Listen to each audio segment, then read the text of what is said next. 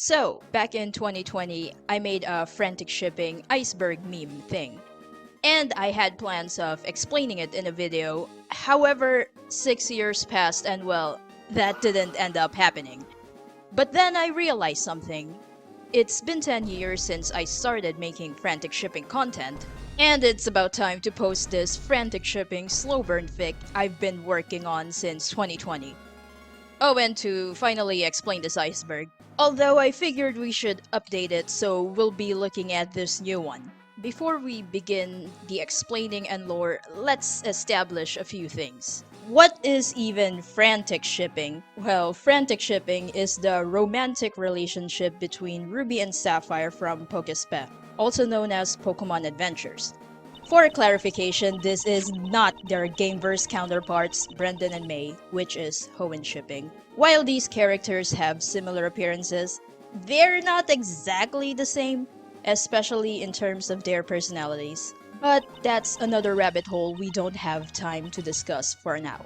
Regardless, we're focusing on the Pokespe versions. So, why Franticshipping? For better or worse, I've been obsessed with it to the point where making content about it helps me relax and forget about the awful state of the world. Not to mention Ruby and Sapphire are perfect for each other, and they are meant to be together. If Franticshipping has 1 million fans, I am one of them. If Franticshipping has 0 fans, then I'm dead. If the world is against Franticshipping, then I am with Franticshipping. Anyway, I assume everyone watching this has read RS, Emerald, and Auras. But just in case, spoilers ahead, so feel free to stop watching this video to avoid spoilers and come back, I guess, up to you. Without further ado, let's go! I think this tier is self-explanatory. Frankly, I've been through this phase when I was a first-timer in Pokespe. In a nutshell, these are the manga versions of Gameverse Brendan and Gameverse May. In a way, yes they are. But in another, Ruby and Sapphire are not exactly the same characters as Brendan and May. Their personalities, with Sapphire being the battle-obsessed wild girl and Ruby being the contest-obsessed pompous frizzy boy, are already a dead giveaway. Besides their different personalities, think of Pokemon as a multiverse. Pokespe is just one of the universes in the many interpretations and adaptations of the Pokemon games. Though I understand why some people would still call them by their Gameverse names. Also, yeah, opposites attract. It's one of the most noticeable things about Ruby and Sapphire, but it's more than meets the eye as we progress in Pokespe's Hoenn arcs.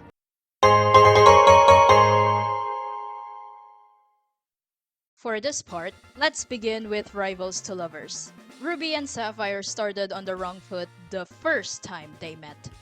Ruby hates battling, while Sapphire hates contests and thinks they're a waste of time. Naturally, they did not take the disrespect towards their passions lightly. So, they agreed to an 80-day bet. Sapphire must earn all the Hoenn gym badges, while Ruby must earn every single Hoenn contest ribbon in every category. If they achieve their goals, the other might respect their passion. Whilst they were apart when collecting their respective items, they would still bump into each other from time to time. They were rivals, sure, and they did annoy the hell out of each other.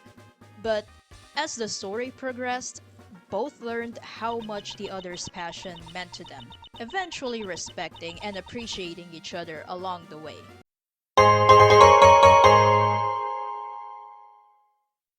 The quotation marks are there because I kinda disagreed. The kiss just seals the deal that a fictional couple is canon, though fanfictions, fan arts, and fan comics say otherwise. This will be explained in detail the more we dive deeper into the iceberg. For now, yeah, Ruby and Sapphire haven't kissed, and the only defense I can think of is, it's a Pokemon manga. We're not quite sure if execs would allow 2 Pokemon human characters kissing. The tiny little crumbs we could get were characters holding hands or hugging.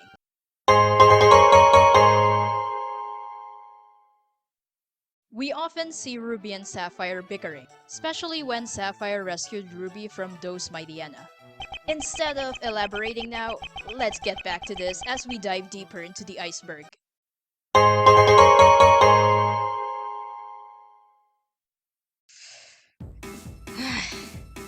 This one's a doozy, and we'll explain it in the later tiers as well.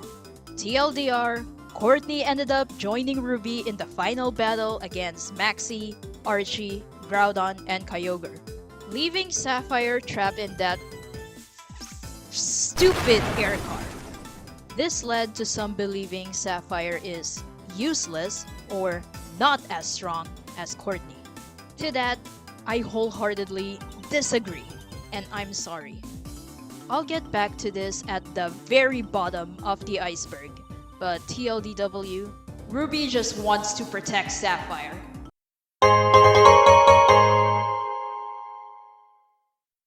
Before Auras, and before Ruby told Sapphire he wants to be with her until the last moment, this is what some fans have speculated.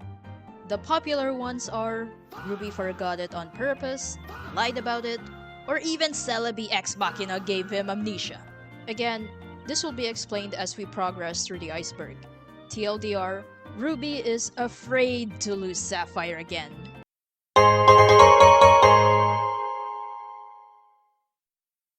Childhood friends to rivals to friends to lovers for tier 3. At this point, it's self-explanatory. Ruby and Sapphire were childhood friends, and both even described their time together as one of the best days/times of their lives.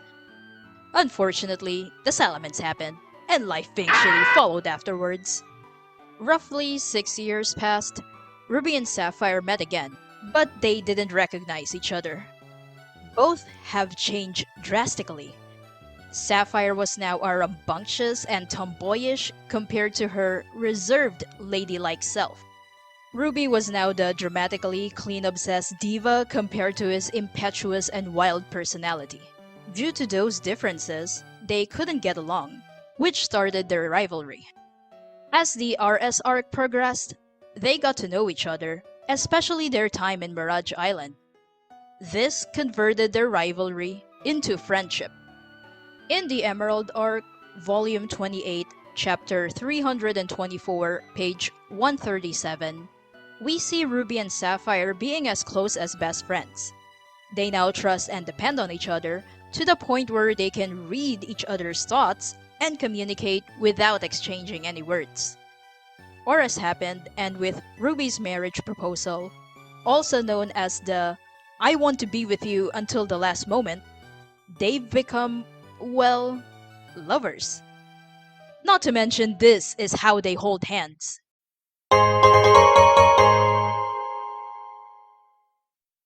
We're discussing two of these since they're connected. Unfortunately, the misunderstanding in Auras caused this. On a surface level, yeah, it does look like it. However, as the meteorite approaches the planet, we get to see and know more about Ruby's perspective. Again, both of these will be explained as we delve deeper in the iceberg, I promise. And you know I won't stop yapping about Franticshipping even if I'm in my urn.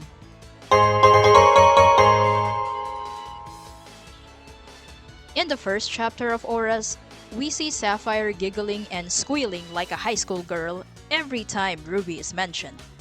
Sapphire was around 15 years old in Auras, which makes her a high school kid, and it's normal for her to squeal and giggle like that.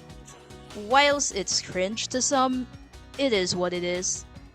Moreover, there's this amazing line in Avatar: The Last Airbender, the animated series, not the live-action one. Anyway, this line is from Suki. I am a warrior, but I'm a girl too. In RS Volume 19, Chapter 227, page 17, Sapphire mentioned she likes cute things and is a normal girl. Meaning, she may be a rowdy tomboy, but she can still do and like girly things.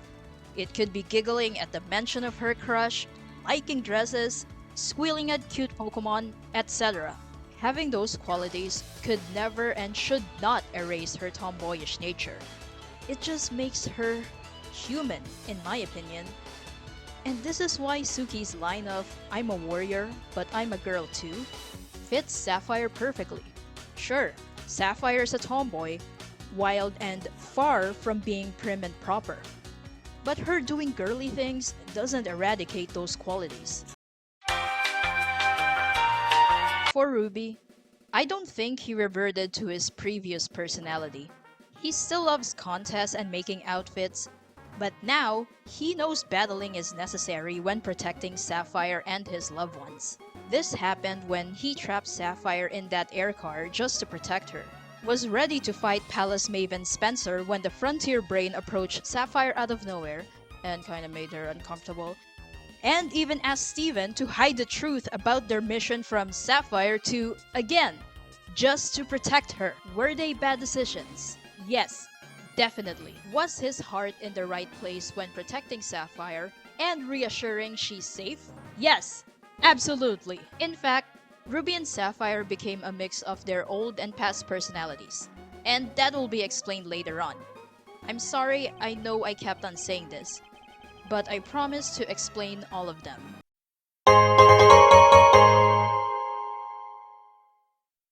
We've covered this already.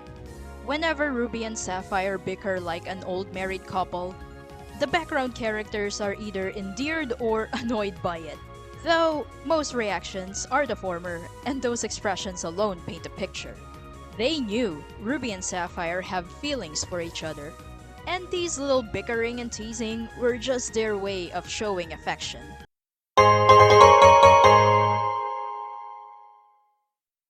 Let's agree to disagree on this. Relationships are complex. While both arcs left shippers frustrated and confused, and some joy at the last few chapters of Auras, there's some decent explanation. The Emerald arc...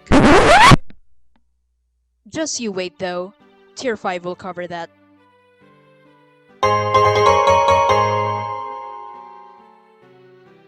So, this is what I was talking about.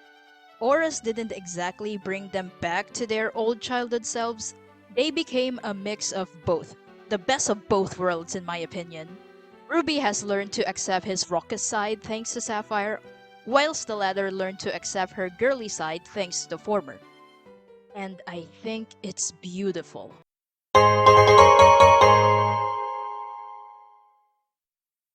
I think this is a surface level fact, but not everyone reads the author's notes, which I do 70% of the time. Anyway, in Pokespe Volume 15, the RS arc, page 140, Kusaka-san teased about Ruby and Sapphire possibly becoming romantically interested with each other due to them being the first male and female protags to debut at the same time. My frantic shipping bias is speaking, and I'd like to thank Kusaka-san for this. Minus the whole remember what fiasco. Never forget.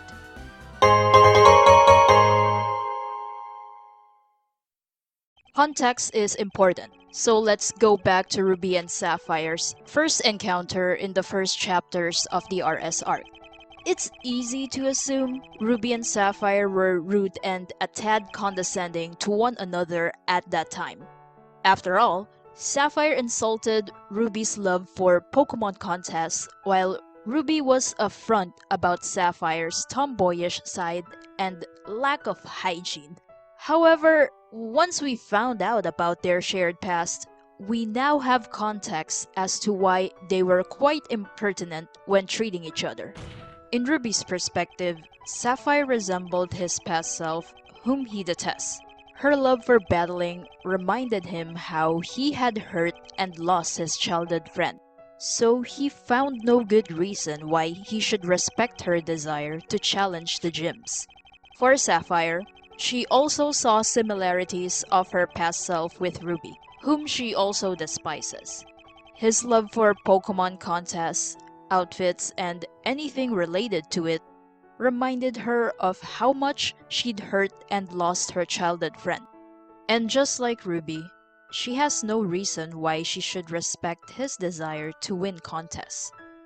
As time passed, and when they found out they were each other's childhood friend, they have understood their attitude at that time.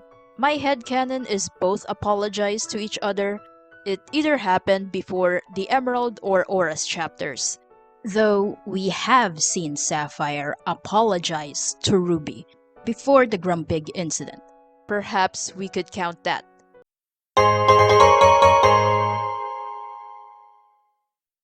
This is where we get less entries but more explanation. Let's start with Ruby and Sapphire work well together on their own. This is probably my frantic bias speaking, but Ruby and Sapphire are such great characters, especially when they're together. On their own, they're good, but together, they're even better. Their character developments are connected and even rely on each other. Despite Aura's making Ruby hide things again, he did it with good intentions, to protect Sapphire. But as the meteorite approaches, he realized he can't do things on his own and he needs Sapphire with him. He just can't do it without Sapphire. Sapphire helps Ruby make better decisions and not let his fear control him.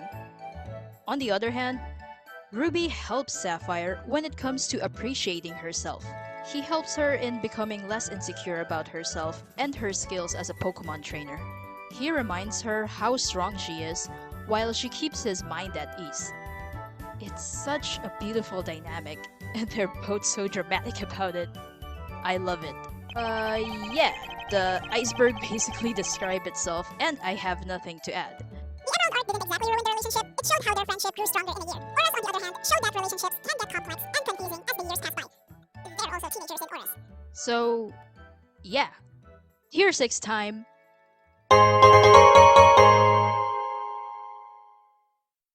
We're halfway there, and let's start with... As briefly teased in Tier 3, Ruby and Sapphire spent some time together in Mirage Island. For how long? Well, thankfully, we can make an educated guess. It's in the last pages of RS Volume 22, called Ruby and Sapphire, the route of their 80-day challenge. Let's focus on pages 172 and 173. According to this timeline, Ruby and Sapphire were in Mirage Island for about 21 days. Of course, most of their time was spent training. But if they aren't, they're taking a break. While resting, they got to know each other even more. Sure, Ruby and Sapphire learned how well they work together in double battles. But they didn't expect they would also learn to appreciate each other's skills, interests, and goals. Their renewed appreciation turned into respect, which later turned into admiration. That admiration was mixed with their desire to protect each other and their fear of losing one another. The best example we can give is in RS Volume 22, Chapter 260, pages 16 to 21. I swear on the river Styx, this air car will be the death of me. Anyway, it's right after Sapphire was trapped in that stupid air car. Ruby is looking through his Pokedex and notices it was actually Sapphire's Pokedex data. He didn't know she was collecting data whilst doing the gym challenge, and that alone enthralled him. He couldn't help but smile. And this smile right here. It's that kind of soft, warm, and loving smile. If this isn't how you look at your partner, the love of your life, then I don't know what it is.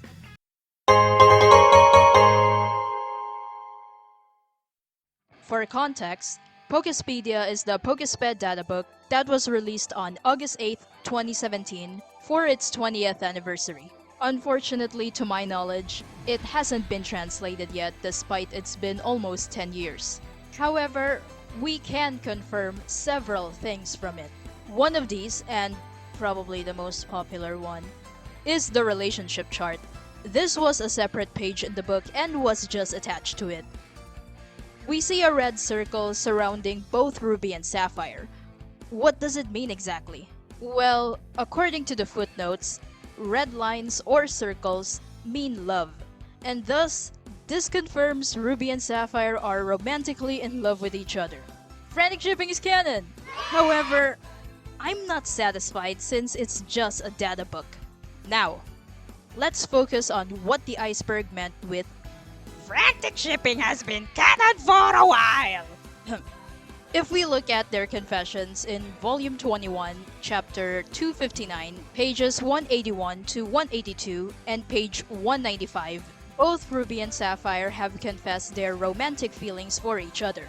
Though the infamous remember what happened after that, and it ruined the whole confession in a way.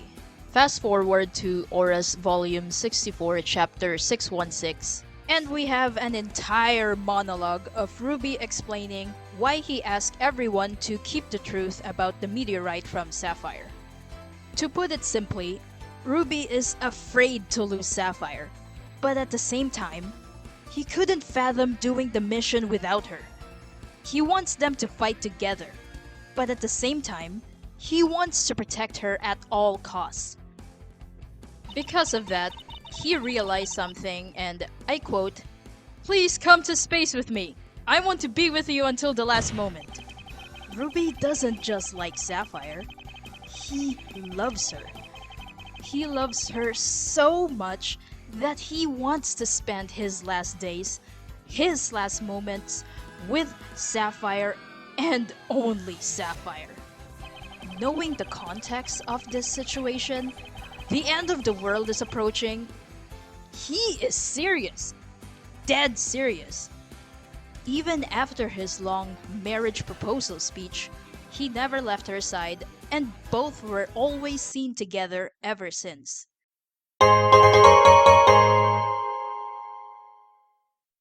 There's a saying, "It's not gay unless our hands are interlocked." I'm kidding, I made it up. Anyway, this is self-explanatory. While Ruby and Sapphire had held hands before, their hands weren't exactly interlocked.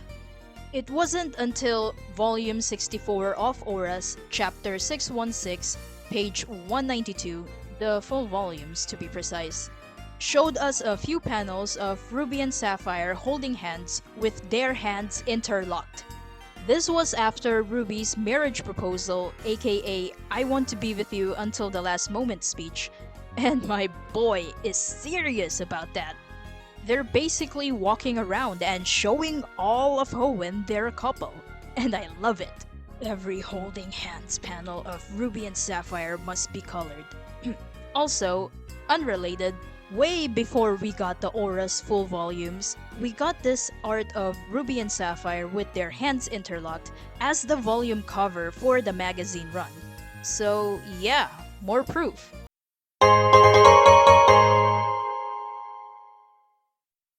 Quedan tres niveles. Let's start at the bottom right first and get it over with. For a refresh, The gift of Magi is about two people buying a present for each other, each gift meant to go with something the other highly values. Then it turns out both of them had to sell their respective treasures to pay for each other's gift. It basically made each of their gifts simultaneously priceless and worthless. unfortunately, I couldn't find the interview where Kusaka-san mentioned the inspiration, even if TV tropes listed this in their examples. If anyone has it, please, I need a link. Please. To continue, Ruby and Sapphire's story was more of a deconstruction of the gift of Magi rather than a direct approach. As we discussed earlier, Ruby and Sapphire were childhood friends. Thanks to that, Salamence, both have changed. Though the Salamence didn't just pull a switcheroo on their personalities. In fact, Ruby and Sapphire both wanted to show their childhood friends how much they changed, and maybe meant their bond as a bonus. When they met several years after that incident, they couldn't recognize each other and got off the wrong foot. Fortunately, all is well since they eventually found out they were each other's childhood friends. I didn't put this at the bottom tier since people who are familiar with the gift of Magi can notice the pattern with a bit of analysis. Moving on.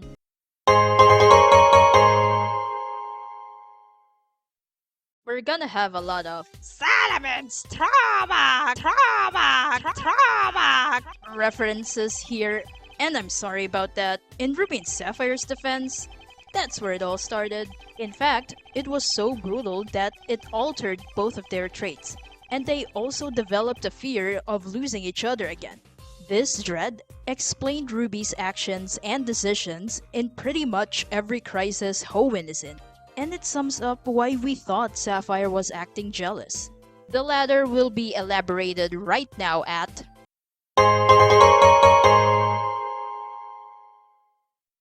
Unfortunately, we couldn't tell if Ruby and Sapphire have talked about this, but in my opinion, I suppose they did after the Aura's chapter.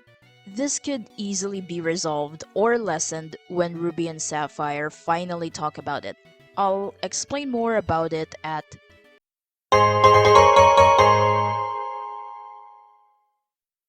Sapphire may look like she's jealous, but she's actually insecure, which is another way to say it's the root of her jealousy.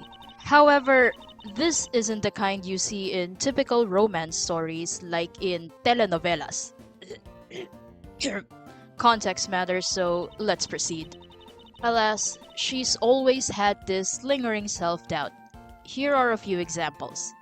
In Volume 18, Chapter 216, page 30, she failed to stop Team Aqua. As a result, she beat herself up and even called herself stupid. Sapphire assumed she was nothing but a failure for letting Team Aqua escape, and even imagined the latter making fun of her fiasco. Whilst she seemed okay after this event, it was only because Sapphire had to keep up a strong facade, especially when Flannery also felt the same. Now, here's the thing. Sapphire likes to help people and Pokemon. Her childhood friend inspired her to do so, since he didn't hesitate to save her from that Salamence. Some of her acts of service include: she destroyed a fountain just to save President Stone's cast form when no one bothered to. She carried Gabby, Ty, and President Stone on her back and got out of Petalburg Forest, even though she could just exit on her own and ask an adult for help. When Watson and the Trickmaster were trying to turn on the generator in New Mauville, Sapphire instantly volunteered to help. She rescued a little girl and helped her Zigzagoon in Fortree City, and is even willing to help the gym leaders thwart Archie's and Maxie's plans. She didn't hesitate to help President Stone in delivering that letter to Steven.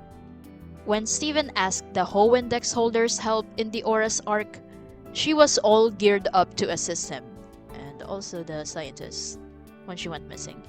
With all that in mind, it makes sense why Sapphire would prioritize Flannery's own well-being instead of crying about it. Furthermore, her insecurities about herself also intensified when Ruby trapped her in that air car so he could join Courtney. Sure, Ruby had good intentions. He wants to protect Sapphire. However, Sapphire presumed she wasn't good enough despite their training at Mirage Island. It worsened in Aurus when she found out their real mission wasn't to stop Zinnia, but a meteorite. In her perspective, the revelation did nothing but prove she wasn't strong nor trustworthy to be given such a heavy task. And when Sapphire saw Lycia, someone who likes contests just as much as Ruby and a girly pop to boot, she feared she would lose Ruby and has probably lost him already. The negativity and distress were all bottled up and soon exploded, explaining her outburst in the Aura's chapter. Hi, editing RuSa here. This is something I learned recently about jealousy and how it's often associated with feminine traits, which is why people look down on it. First of all, there's nothing wrong in having feminine traits. I just had internalized misogyny growing up and we're unlearning it every day. This is why I tried so hard to put Sapphire in a positive light in this part of the iceberg. And she is. She's human, and we discussed that already. Second, from what I learned and understood, jealousy is a human emotion. Everyone feels it whether we like it or not. Of course, it's still a negative sensation to have, but that's why we learn from it. We can mitigate it, reflect on our horrid actions, etc. In Sapphire's case, she's still afraid to lose Ruby and vice versa. Her outburst in Auras is a valid crash out, and it's understandable too. At the time this video was edited and released, We don't know if Ruby and Sapphire discussed about it, and in my opinion, they should. I believe these two will spend their last moments together, and they should start it with just sitting down and, well, talk! The two should discuss about Sapphire's outburst and Ruby not getting a damn hint about it. They also need to talk about Ruby's decision in leaving her out, and knowing Sapphire already set her limits, it's time for Ruby to get his shit together.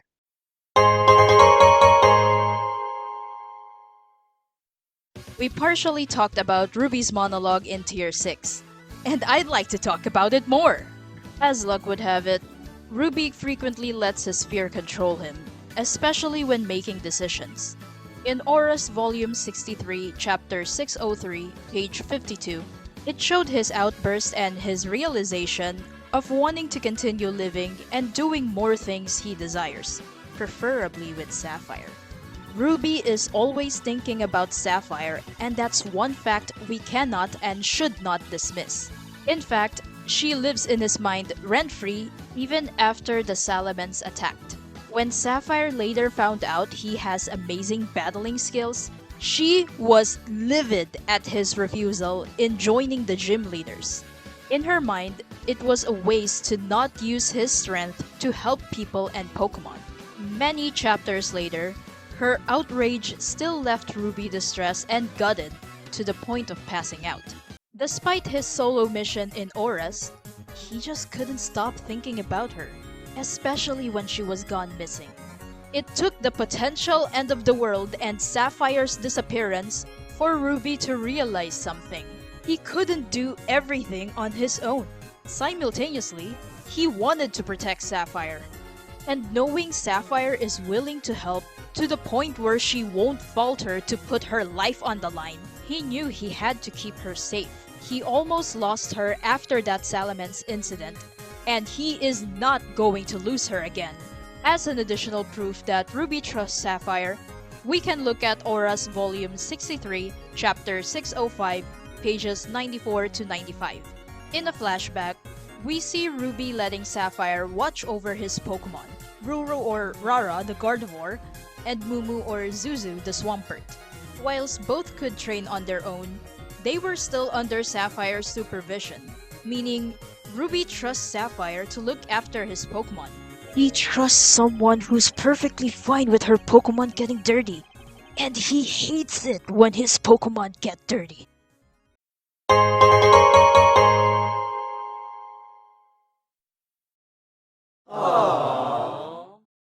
Since we kept on rambling about the Salamence trauma! and its effects, I'm not sure what else I could add here. Though at this point, I think we all know and understand why both Ruby and Sapphire are afraid to lose each other again.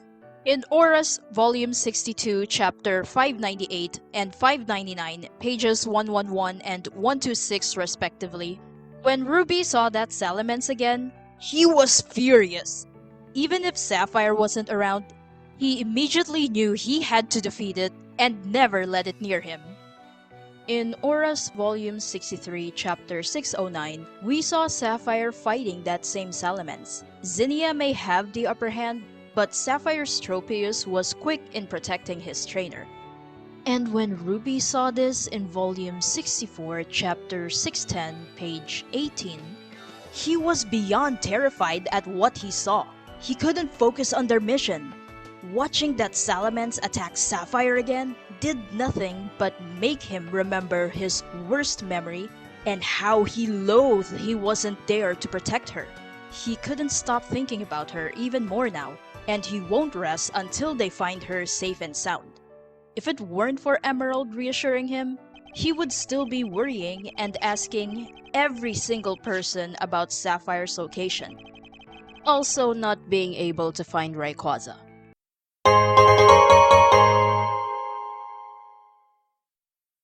This pretty much describes itself. While we can tell each other something along the lines of, "We'll be friends forever," we wouldn't exactly word it as, "I want to be with you until the last moment," since that would have some romantic implications. It's a bummer we couldn't see Ruby and Sapphire say those exact words, Outside of fanfictions, that is. However, the last moment bit is a stamp of approval. It sounds like a couple vowing to live and grow old together until their very last breath. Maybe share an urn too. If you know, you know.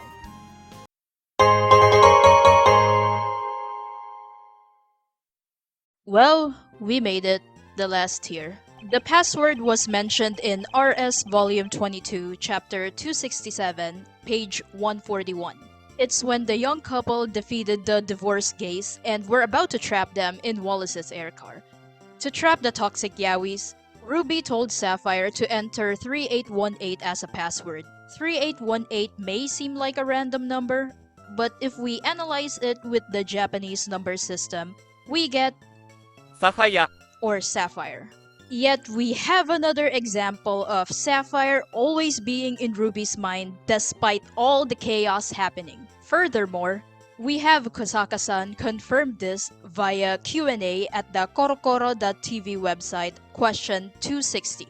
A user with the name Eda-san asked Kosaka-san if 3818 means Sapphire or Sapphire.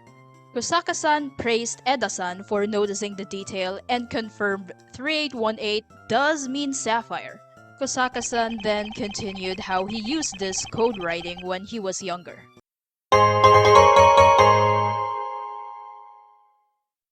Thankfully, this is more of a positive change than a negative one, outside of the Salamence incident. Oof. Regardless, as stated before, Ruby and Sapphire change thanks to that event. As the years passed, they've become a mix of their old and new personalities. For Ruby, Sapphire helped him appreciate Hoenn's natural beauty and was fond of it. Sure, that trip was about gathering data for the Pokédex, but the main highlight is the two enjoying their time together. Be it camping, getting chased by a wild Pokemon, or even wearing those leaf clothing as a disguise. Ruby cherished the memory and is one of the reasons why he can't let the meteorite destroy the world. For Sapphire, let's look at Pokespedia page 47. The outfits Ruby made for Sapphire became one of her favorites, even if she doesn't like dressing up in gaudy clothes anymore. When they performed together in the contest spectacular, Sapphire seemed to be enjoying herself along with Ruby. Moreover, Ruby's actions when they were younger inspired her to help people and Pokemon, and to train so she can be strong enough to protect herself and her loved ones. Moments like these make me root for these two.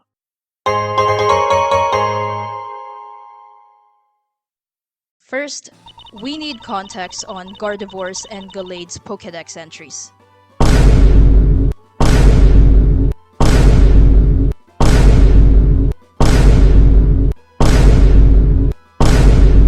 I think you guys can see where I'm going with this.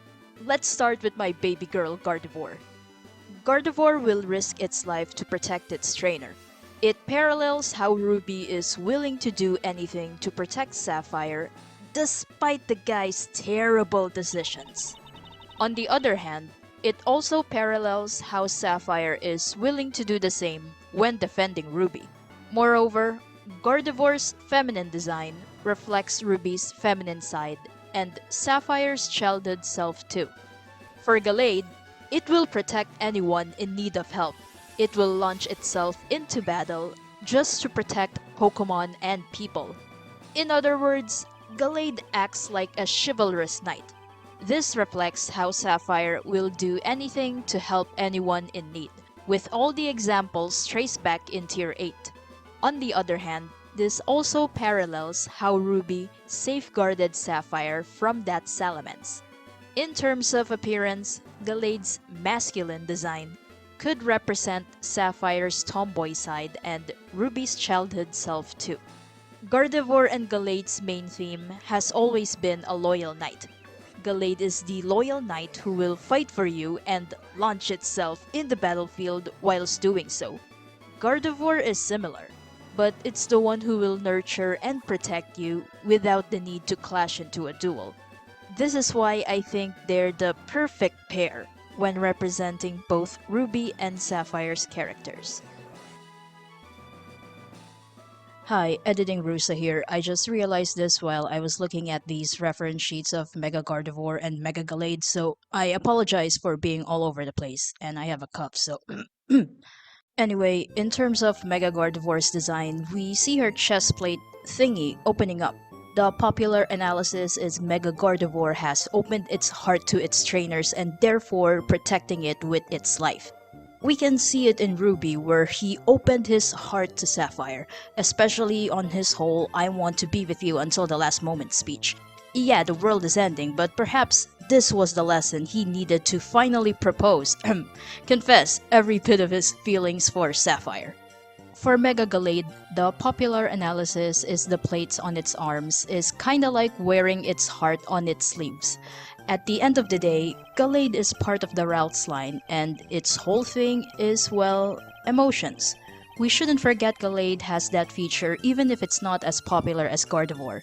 Either way, its Pokédex entry in Legend ZA also showed it gets its power from the strong bond it has with its trainer. We can see this in Sapphire where, yes, she also wears her heart on her sleeve, and her bond with Ruby has also gotten stronger throughout the years, though she set her limits since, well, she's human, and Ruby has to know his decision in hiding that meteorite was affecting her in the worst possible way. When Ruby told her he wants to be with her until the end, her reactions aren't subtle. She's happy, and at this point, those two deserve it. So yeah, Gardevoir and Gallade, even in their mega forms, are the perfect pair for these two. Iron Valiant is cool though, and I see it as Ruby and Sapphire being better together. Unrelated, but we could have had a female Gallade. Why did they patch this? We could have had a female Gallade! The entire routes line is already perfect. It would have been even more perfect if we have a male and female Gallade, because being maternal like Gardevoir and being a protector like Gallade, it shouldn't be gender specific in the first place. Some of you might wonder, RuSa, what about Plusle and Minun? To that we say, yes, but actually, not completely. See, Plusle and Minun are, at best, perfect for double battles. They're the reason why Ruby and Sapphire managed to escape the abandoned ship and, by extension, Courtney and Tabitha's radar, and they also defeated them in a double battle. Plusle and Minun complement each other in double battles. One is kind of useless without the other, and if we look deeper into it, it's codependency, which is not good. But when it comes to Ruby and Sapphire as characters, as people, not exactly. Gardevoir and Gallade fits the category more in my opinion, though I'm all ears what anyone wants to add for Plusle and Minun. We can always have two pairs of Pokemon representing both Ruby and Sapphire as characters. But since my favorites are Gardevoir and Gallade, I'm choosing them.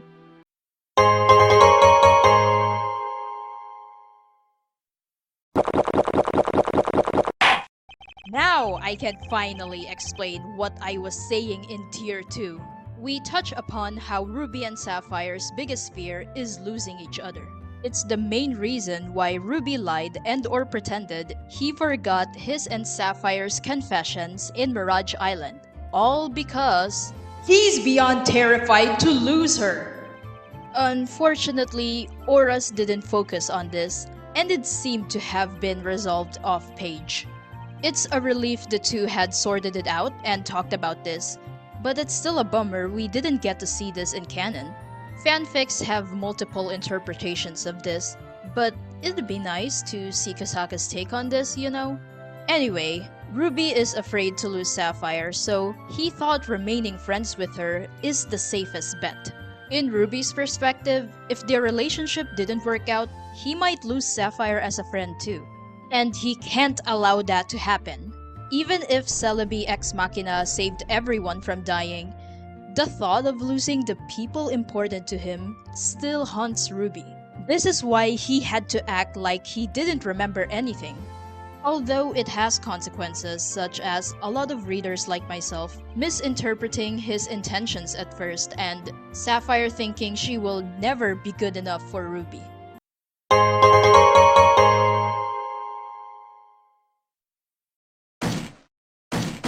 This is where the whole misunderstanding happened. That stupid air car. In RS Volume 22, Chapter 265, pages 18 to 22, we see Courtney giving Ruby an offer. Naturally, Ruby refused since Courtney tried to kill him. However, Courtney triggered Ruby's biggest fear. If the orb possessed Sapphire, she could turn to what Archie and Maxie had become.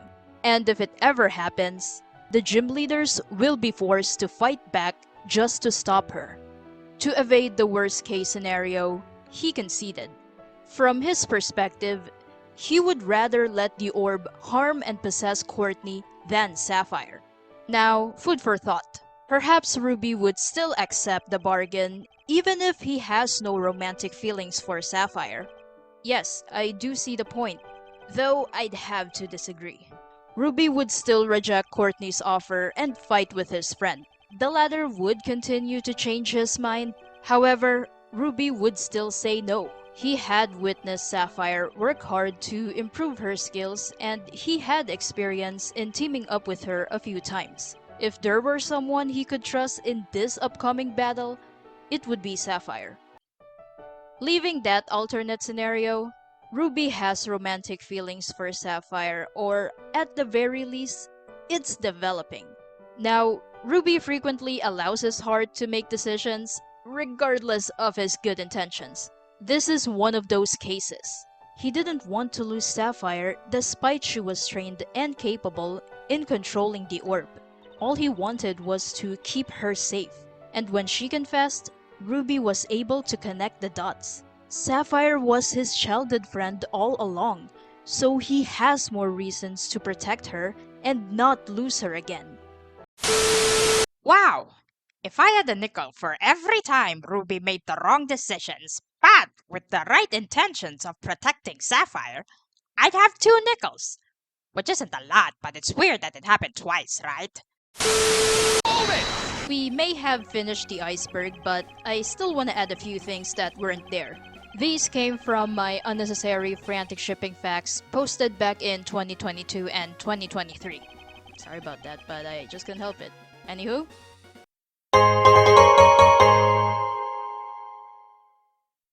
These panels are parallels from the way Ruby reaches his hand out for Sapphire. In fact, both teenager and toddler Ruby have the same intention, to help Sapphire and save her. However, the main difference is in the Aura's arc where Ruby and Sapphire never got separated after the asteroid mission. Sapphire went back to wearing leaf clothing after that Grumpig incident.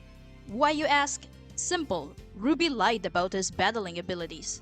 In fact, she was livid, which is why Sapphire removed the clothing Ruby made just for her, despite how much she appreciated it.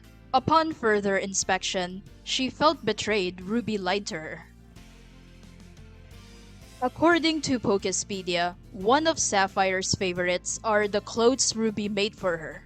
She even mentioned in the RS arc that those outfits are a tad too fancy for someone like her. Nevertheless, she still appreciates it and wears them. This proved how much she likes casual clothes too, unlike her fandom stereotype.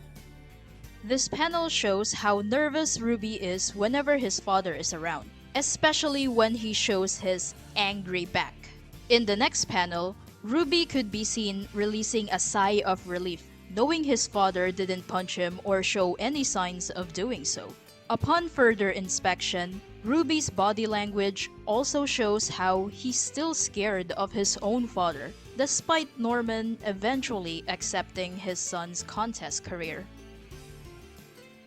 In a flashback, we see Ruby's mother asking him to buy a ticket to this Litionoid meteor shower show, and told him to invite Sapphire. With how rare such ticket is, it's a great foreshadowing where Ruby will learn not to hide the truth from Sapphire, despite his intentions of protecting her, and finally realizing he needs Sapphire to save the planet. Also, I like that their hair is growing, it's really cute. When Sapphire went missing in the Aura's arc, Ruby had been worried sick. Whilst he can be seen in some panels recording cute interactions of Pokemon, being carefree, or even asking adults their best chances in stopping that meteorite. He often gets back to being anxious whenever someone mentions Sapphire or any little thing that reminds him of her. So yeah, to summarize, Ruby and Sapphire are a pair. They're a package deal. They are better together, they bring the best out of each other, and that includes both their platonic and romantic relationships. They're meant to be together forever, and